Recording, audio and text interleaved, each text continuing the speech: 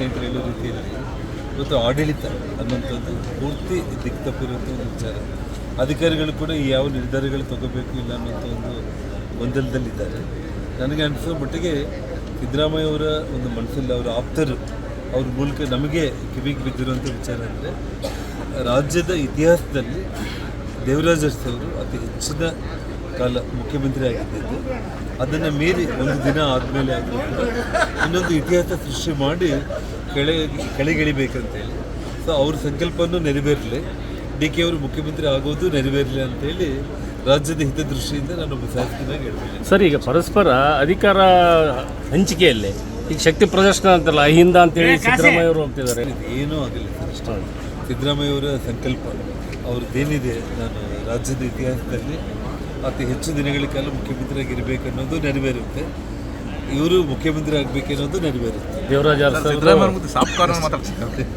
ಪೂರಕವಾಗಿ ಜನಸಾಮಾನ್ಯರಿಗೆ ಏನು ಪೊಲಿಟಿಕಲ್ ಡ್ರಾಮಾ ಏನು ಅಂತಂದರೆ ಭಾರತೀಯ ಜನತಾ ಪಕ್ಷದಲ್ಲಿ ಪಕ್ಷ ಇವತ್ತು ರಾಜ್ಯ ಮತ್ತು ಕೇಂದ್ರದ ನಾಯಕರುಗಳು ಏನು ನಿರ್ಧಾರ ತಗೊಳ್ತಾರೆ ಅನ್ನೋ ವಿಚಾರ ನಾನು ಮಾತಾಡೋದು ಇಷ್ಟ. ಬಟ್ ಆದರೆ ನನ್ನ ಒಂದು ಅನುಭವದಲ್ಲಿ ಸಿದ್ದರಾಮಯ್ಯ ಅವರು ಭಾಳ ಸುಲಭವಾಗಿ ಅವರು ಡಿ ಕೆ ಶಿವಕುಮಾರ್ ಅವರಿಗೆ ಅಧಿಕಾರ ಬಿಟ್ಟುಕೊಡ್ತಾರೆ ಅನ್ನೋ ಲಕ್ಷಣಗಳೇ ಎದ್ದು ಕಾಣಿಸ್ತಾ ಇರುತ್ತೆ. ಅಲ್ಲ, ಬಿಟ್ಕೊಡ್ದಿರಲಿ, ಯಾಕೆ ಇಷ್ಟೆಲ್ಲ ಡ್ರಾಮಾ ಕ್ರಿಯೇಟ್ ಮಾಡಬೇಕಾಗಿತ್ತು ಅಂತ. ಅದು ರಾಜಕೀಯದಲ್ಲಿ ಸಿದ್ದರಾಮಯ್ಯ ಅವರು ಇದರಲ್ಲಿ ಎತ್ತಿದ ಕೈಯಲ್ಲ ಅವರು.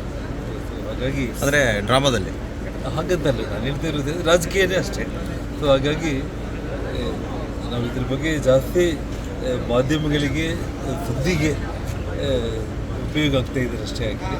ಬಟ್ ಅಧಿಕಾರ ಅನ್ನೋದನ್ನು ಭಾಳ ಸುಲಭವಾಗಿ ಅವರು ಟ್ರಾನ್ಸ್ಫರ್ ಮಾಡ್ತಾರೆ ಅನ್ನೋದು ನನಗೆ ಅವರ ಹಾವಭಾವಗಳು ಬಾಡಿ ಲ್ಯಾಂಗ್ವೇಜ್ ನೋಡಿದ್ರೆ ನನಗೆ ಅನಿಸ್ತಾ ಇದೆ. ಪೂರಕವಾಗಿ ಜನಸಾಮಾನ್ಯರಿಗೆ ಏನು ಪೊಲಿಟಿಕಲ್ ಡ್ರಾಮಾ ಏನು ಅಂತಂದರೆ ಭಾರತೀಯ ಜನತಾ ಪಕ್ಷದಲ್ಲಿ ಪಕ್ಷ ಇವತ್ತು ರಾಜ್ಯ ಮತ್ತು ಕೇಂದ್ರದ ನಾಯಕರುಗಳು ಏನು ನಿರ್ಧಾರ ತಗೊಳ್ತಾರೆ ಅನ್ನೋ ವಿಚಾರ ನಾನು ಮಾತಾಡೋದು ಇಷ್ಟ. ಬಟ್ ಆದರೆ ನನ್ನ ಒಂದು ಅನುಭವದಲ್ಲಿ ಸಿದ್ದರಾಮಯ್ಯ ಅವರು ಭಾಳ ಸುಲಭವಾಗಿ ಅವರು ಡಿ ಕೆ ಶಿವಕುಮಾರ್ ಅವರಿಗೆ ಅಧಿಕಾರ ಬಿಟ್ಟುಕೊಡ್ತಾರೆ ಅನ್ನೋ ಲಕ್ಷಣಗಳೇ ಎದ್ದು ಕಾಣಿಸ್ತಾ ಇರುತ್ತೆ. ಅಲ್ಲ, ಬಿಟ್ಕೊಡ್ದಿರಲಿ, ಯಾಕೆ ಇಷ್ಟೆಲ್ಲ ಡ್ರಾಮಾ ಕ್ರಿಯೇಟ್ ಮಾಡಬೇಕಾಗಿತ್ತು ಅಂತ.